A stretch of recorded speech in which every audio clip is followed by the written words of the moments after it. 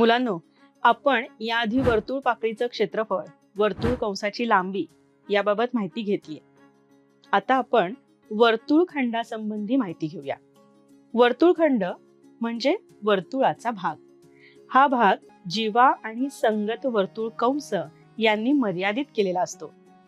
वर्तुळखंडाबाबत लघु, विशाल आणि अर्धवर्तुळखंड या संज्ञा आपण आकृतीद्वारे बघूया. आता वर्तुळखंडाचं क्षेत्रफळ कसं काढायचं ते बघूया. समजा आपल्याला वर्तुळखंड AXB चं क्षेत्रफळ काढायचं. यासाठी OA, OB या त्रिज्या काढून घेऊ. यामुळे आपल्याला वर्तुळ पाकळी O AXB मिळेल. आता वर्तुळ पाकळीचं क्षेत्रफळ आपल्याला काढता येतं. त्यातून त्रिकोण OAB चं क्षेत्रफळ वजा केलं तर वर्तुळखंडाचं क्षेत्रफळ मिळेल. त्रिकोण OAB चं क्षेत्रफळ काढण्याकरता AD लंब OB काढूया. म्हणून त्रिकोण OAB चं क्षेत्रफळ बरोबर 1/2 गुणिले OB गुणिले AD. परंतु AD माहित करून घेण्यासाठी काटकोन त्रिकोण ODA लक्षात घेऊ. यात कोन D काटकोन आहे आणि कोन O चं माप थीटा आहे. म्हणून साइन थीटा बरोबर AD छेद OA, म्हणून AD बरोबर OA गुणिले साइन थीटा बरोबर R गुणिले साइन थीटा. म्हणून त्रिकोण OAB चं क्षेत्रफळ बरोबर 1/2 गुणिले R वर्ग गुणिले साइन थीटा. आता वर्तुळखंड AXB चं क्षेत्रफळ बरोबर थीटा छेद 360 गुणिले पाय R वर्ग वजा 1/2 गुणिले R वर्ग गुणिले साइन थीटा बरोबर R वर्ग गुणिले कंसात पाय थीटा छेद 360 वजा साइन थीटा छेद 2. हे सूत्र थीटाची किंमत 90 अंशापेक्षा लहान असताना वापरता येईल. मुलांनो, याचं कारण शोधा बघू. आता यावर आधारित उदाहरण बघूया. O केंद्र असलेल्या वर्तुळाची त्रिज्या 12 सेंटीमीटर आहे. जीवा MN ने वर्तुळ केंद्राशी केलेला कोन 60 अंश मापाचा असल्यास लघु वर्तुळखंडाचं क्षेत्रफळ काढा. वर्गमुळात 3 बरोबर 1.73. उकल प्रथम दिलेल्या माहितीवरून आकृती काढू. आता R बरोबर OM बरोबर ON बरोबर 12 सेंटीमीटर. थीटा बरोबर 60 अंश, तर वर्तुळखंड MYN चं क्षेत्रफळ काढायचंय. सर्वप्रथम वर्तुळ पाकळी O MYN चं क्षेत्रफळ काढू. वर्तुळ पाकळी O MYN चं क्षेत्रफळ बरोबर थीटा छेद 360 गुणिले पाय R वर्ग बरोबर 60 छेद 360 गुणिले 22/7 गुणिले 12 गुणिले 12 बरोबर 22 गुणिले 2 गुणिले 12 छेद 7 बरोबर 75.43 चौरस सेंटीमीटर. आता त्रिकोण OMN चं क्षेत्रफळ काढू. त्रिकोण OMN चं क्षेत्रफळ बरोबर R वर्ग छेद 2 गुणिले साइन थीटा बरोबर 12 गुणिले 12 छेद 2 गुणिले साइन 60 अंश बरोबर 6 गुणिले 12 गुणिले वर्गमुळात 3/2 बरोबर 36 वर्गमुळात 3 बरोबर 36 गुणिले 1.73 बरोबर 62.28 चौरस सेंटीमीटर. म्हणून वर्तुळखंड MYN चं क्षेत्रफळ बरोबर वर्तुळ पाकळीचं क्षेत्रफळ वजा त्रिकोणाचं क्षेत्रफळ बरोबर 75.43 वजा 62.28 बरोबर 13.15 चौरस सेंटीमीटर. केंद्र O असलेल्या वर्तुळात केंद्रीय कोनाचं म्हणजेच कोन MOS चं माप 90 अंश आहे. जीवा MS न केलेल्या विशाल वर्तुळखंडाचं क्षेत्रफळ 1142 चौरस सेंटीमीटर असल्यास वर्तुळाची त्रिज्या काढा. पाय बरोबर 3.14. उकल दिलेल्या माहितीवरून आकृती काढूया. थिटा बरोबर 90 अंश. विशाल वर्तुळखंड MTS चं क्षेत्रफळ बरोबर 1142 चौरस सेंटीमीटर आणि R बरोबर किती? इथे आपण लघु वर्तुळखंडाचं क्षेत्रफळ शोधूया. लघु वर्तुळखंड MPS चं क्षेत्रफळ बरोबर वर्तुळाचं क्षेत्रफळ वजा विशाल वर्तुळखंडाचं क्षेत्रफळ बरोबर पाय R वर्ग वजा 1142.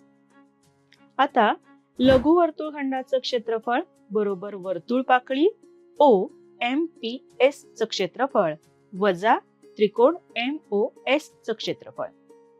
पाय R वर्ग वजा 1142 बरोबर थिटा छेद 360 गुणिले पाय R वर्ग वजा 1/2 गुणिले R वर्ग.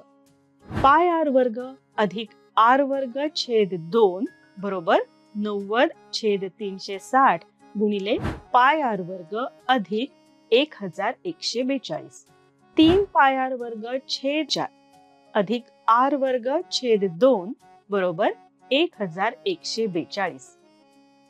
3 पाय R वर्ग अधिक 2 R वर्ग बरोबर 1142 गुणिले 4.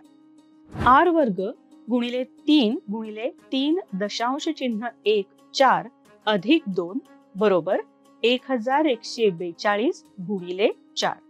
R वर्ग बरोबर 1142 गुणिले 4 छेद 11.42 बरोबर 400. R बरोबर 20 म्हणून वर्तुळाची त्रिज्या 20 सेंटीमीटर. एका वर्तुळाची त्रिज्या 20 सेंटीमीटर असून लघु वर्तुळखंडाचं क्षेत्रफळ 400 चौरस सेंटीमीटर आहे. तर त्याच्याशी संबंधित विशाल वर्तुळखंडाचं क्षेत्रफळ काढा. पाय बरोबर 3.14. उकल दिलेल्या बाबी R बरोबर 20 सेंटीमीटर, लघु वर्तुळखंडाचं क्षेत्रफळ बरोबर 400 चौरस सेंटीमीटर. विचारलेल्या बाबी संबंधित वर्तुळखंडाचं क्षेत्रफळ बरोबर किती? वर्तुळाचं क्षेत्रफळ बरोबर पाय R वर्ग बरोबर 3.14 गुणिले 400 बरोबर 1256. संबंधित वर्तुळखंडाचं क्षेत्रफळ बरोबर वर्तुळाचं क्षेत्रफळ वजा लघु वर्तुळखंडाचं क्षेत्रफळ बरोबर 1256 वजा 400 बरोबर 856 चौरस सेंटीमीटर. शेजारील आकृती चौकोन ACDE हा चौरस आहे. तर छायांकित भागाचं क्षेत्रफळ काढा. पाय बरोबर 3.14. उकल दिलेल्या बाबी R बरोबर 16. चौकोन ACDE हा चौरस आहे.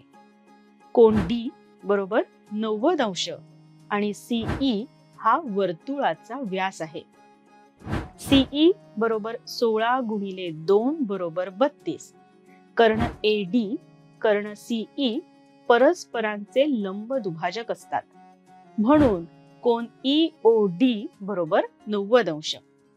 लघु वर्तुळखंड EXD चं क्षेत्रफळ बरोबर वर्तुळपाकळी OEXD चं क्षेत्रफळ वजा त्रिकोण OED चं क्षेत्रफळ बरोबर 90/360 गुणिले पाय गुणिले 16 वर्ग वजा 1/2 गुणिले 16 गुणिले 16 बरोबर 1/4 गुणिले 16 गुणिले 16 पाय वजा 1/2 गुणिले 16 गुणिले 16 बरोबर 16 गुणिले 16/2 गुणिले कंसात पाय छेद 2 वजा 1 बरोबर 128 गुणिले कंसात 3.14 छेद 2 वजा 1 बरोबर 128 गुणिले 1.57 वजा 1 बरोबर 128 गुणिले 0.57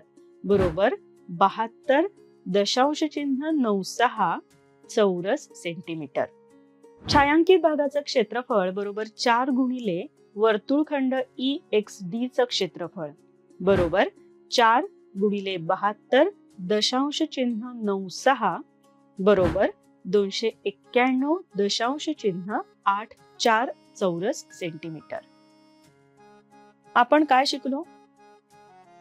वर्तुळखंड, लघु वर्तुळखंड, विशाल वर्तुळखंड, अर्धवर्तुळखंड म्हणजे काय हे आपण शिकलो. वर्तुळखंडाच्या क्षेत्रफळाचं सूत्र शिकलो. यावर आधारित उदाहरणं कशी सोडवायची हे शिकलो. स्वाध्याय. शेजारील आकृतीत चौकोन ACDE हा चौरस आहे, तर छायांकित भागाचं क्षेत्रफळ काढा. पाय बरोबर 3.14. हे उदाहरण वर दर्शवलेल्या पद्धतीपेक्षा वेगळ्या पद्धतीनं सोडवा. O केंद्र असलेल्या वर्तुळाची त्रिज्या 10 सेंटीमीटर असल्यास छायांकित भागाचं क्षेत्रफळ काढा. आकृतीत दिलेल्या माहितीवरून लघु वर्तुळखंड PST आणि संबंधित विशाल वर्तुळखंडाचं क्षेत्रफळ काढा.